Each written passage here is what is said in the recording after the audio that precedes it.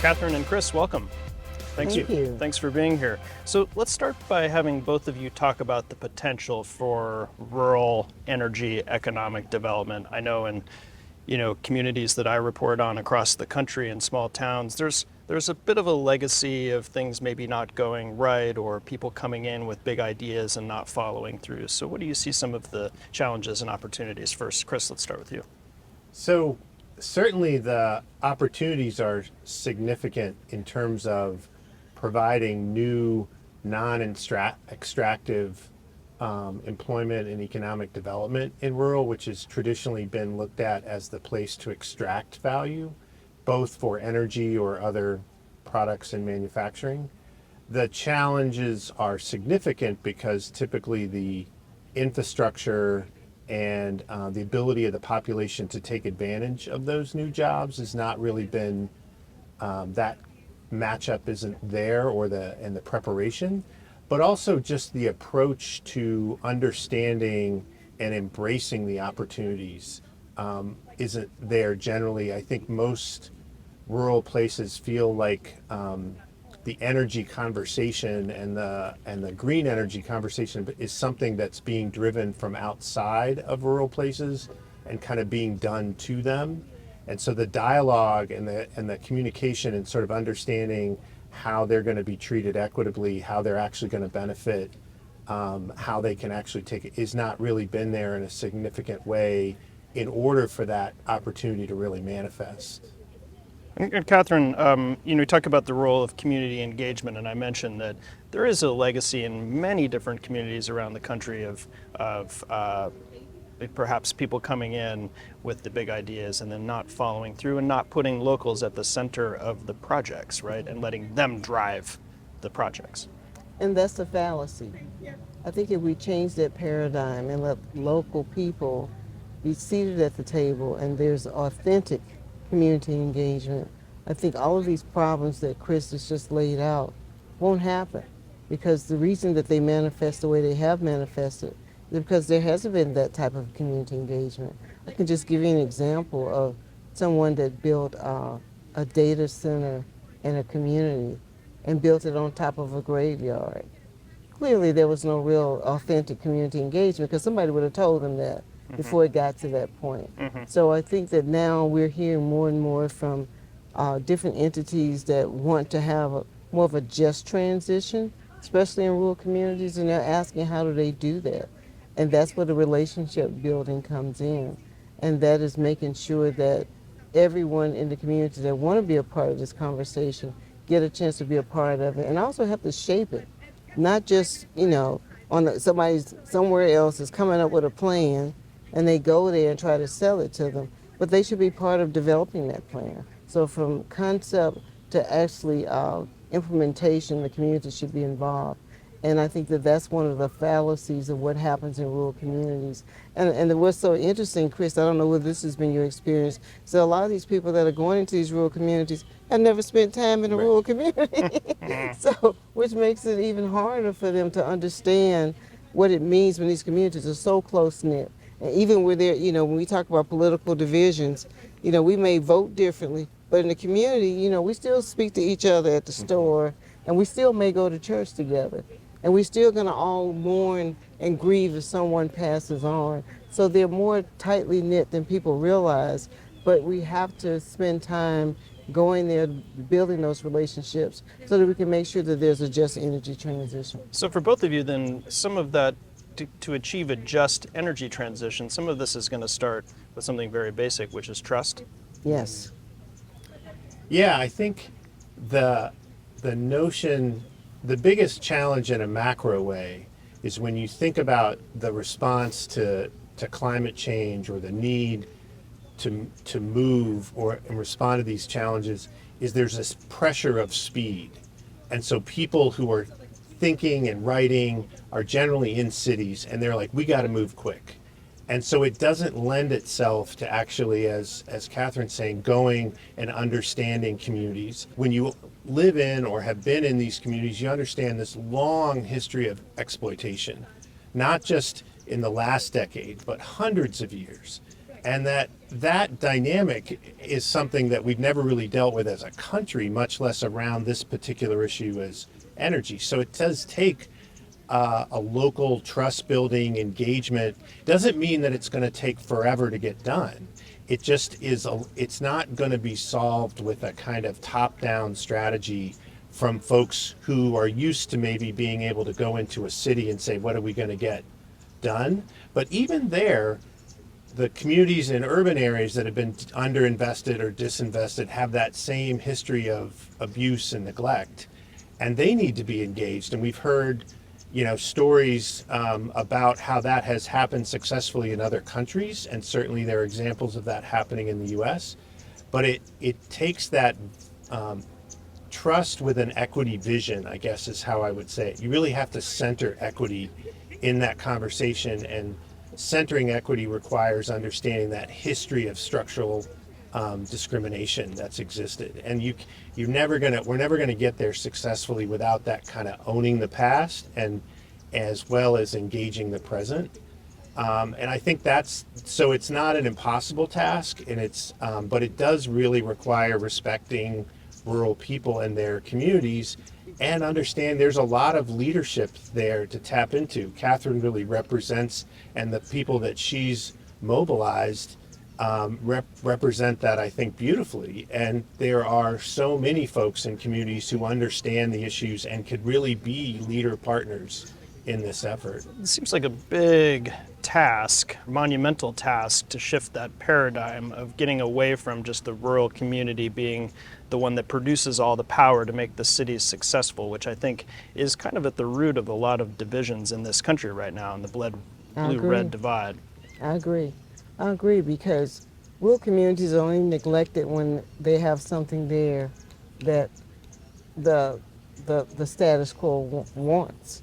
Without that, then nothing happens, because we've been through so many rural communities that where you see textile factories that were there and thriving at one time, and now nothing is there. Nothing replaces what has been kind of the soul of the community in a lot of cases, that provided jobs and so forth. And I think that when we develop policy, oftentimes we leave out rural communities.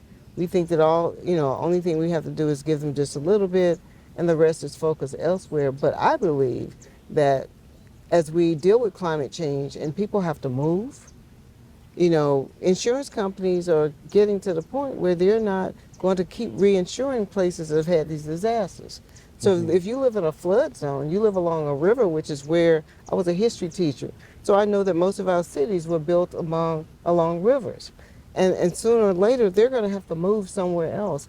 The rural area of the U.S. is the biggest area of the U.S. in terms of area. So people are going to have to move and rebuild, and probably will be in rural communities. So I think that we need to start thinking ahead now and figure out, how do we make sure that infrastructure that is not there gets there? So that it's just like having an electric vehicle. If you have an electric vehicle, if you don't have a charging station at your home, where are you going to charge it?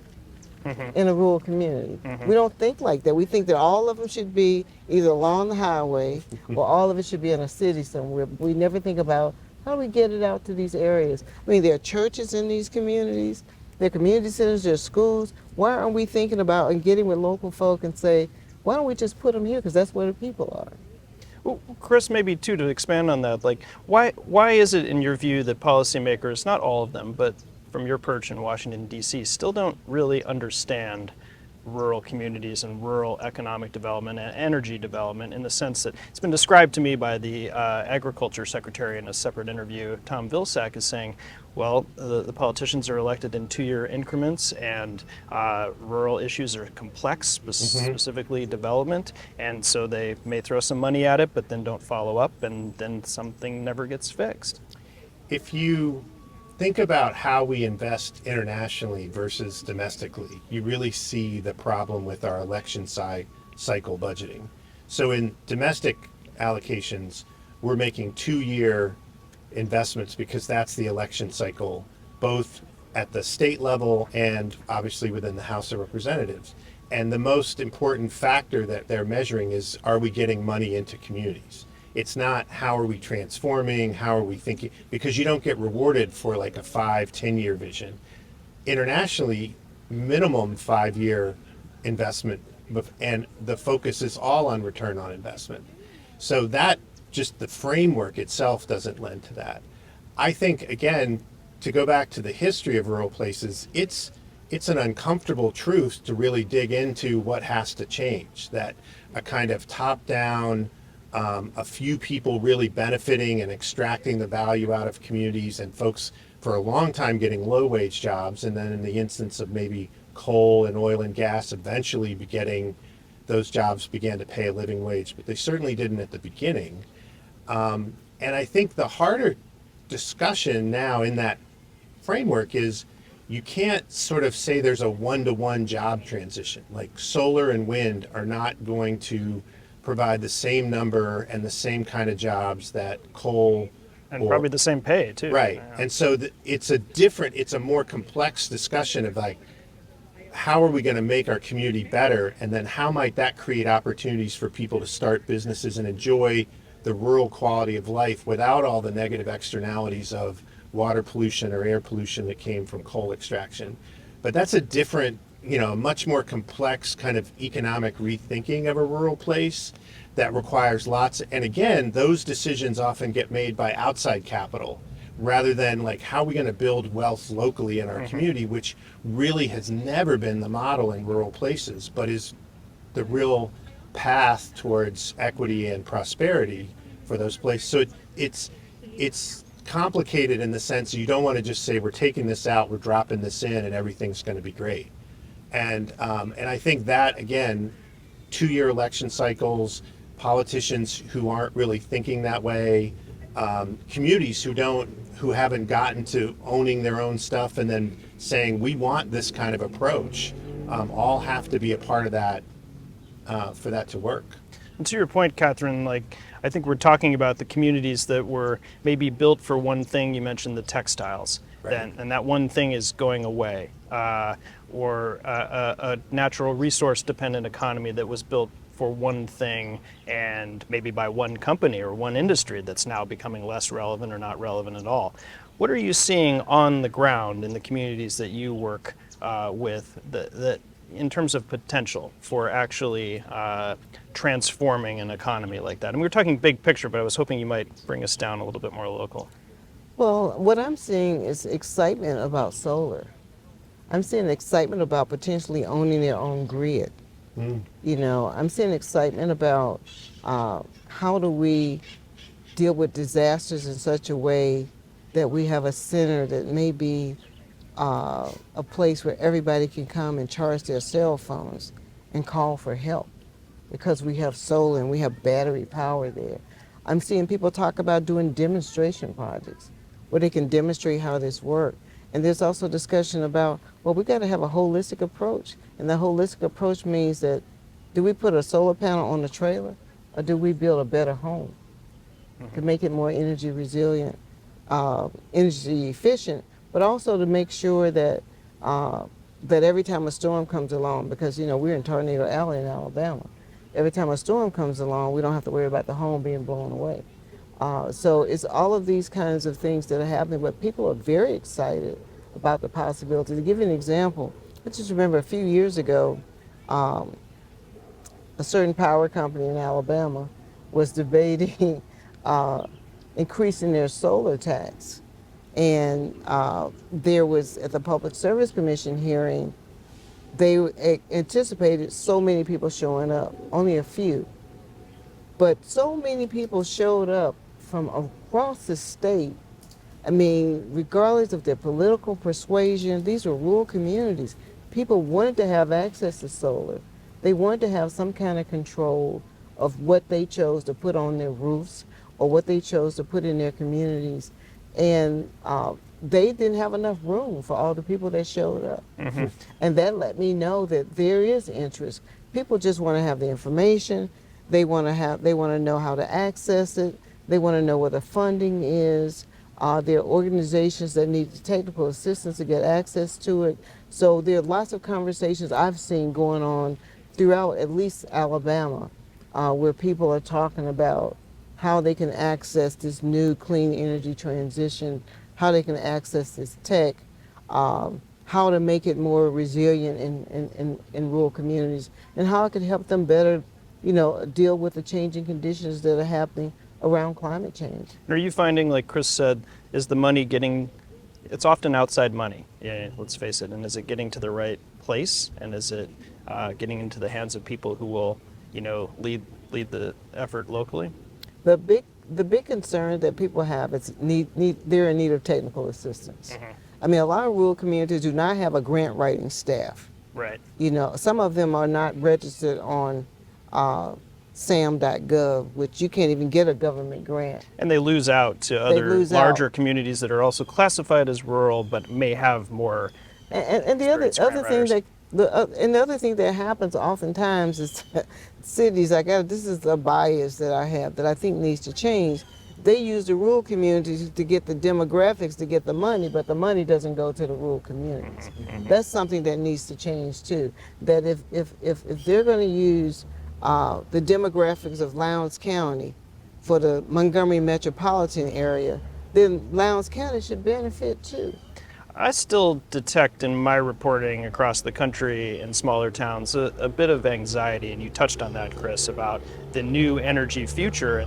And these jobs, in some people's minds, just aren't going to pay what they traditionally did. For example, in a coal town in Wyoming that I've been to, there's a lot of frustration. Well, there's going to be a new wind farm coming in, but those are short-term construction jobs. These are not the jobs that my family relied on for years and years. And in fact, the Wyoming governor has even said, you're not just going to turn coal miners into coders, but right. What assurances can you give, and how do you, communicate better to communities that are anxious about this and not making as much money? So I think